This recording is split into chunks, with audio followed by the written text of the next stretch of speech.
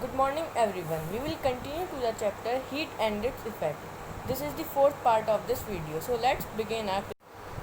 In my previous video, we have already understand about conduction. Let's understand about convection.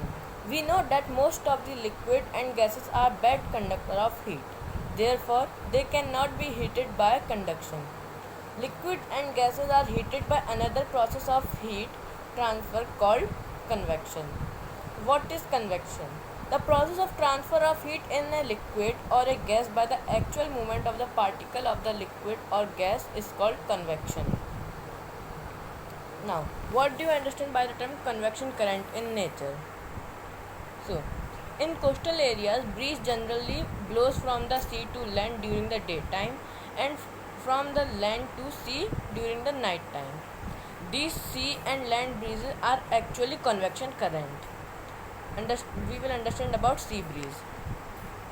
So, land, we know that land absorbs heat faster than the sea during the daytime. The land heats up more quickly than the sea water.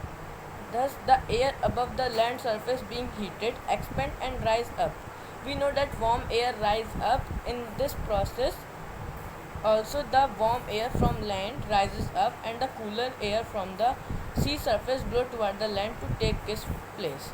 This set up convection current. The cool air from the sea blowing toward the land is called sea breeze. Now, we will understand about land breeze. Land loses heat faster than the sea. At night, land cools more quickly than the sea. So,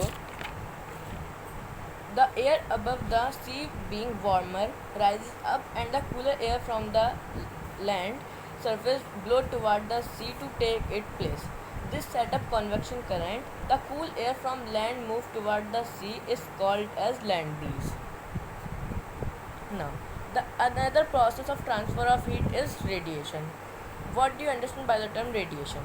Radiation is the process of transfer of heat from hot body into a cold body without affecting the medium.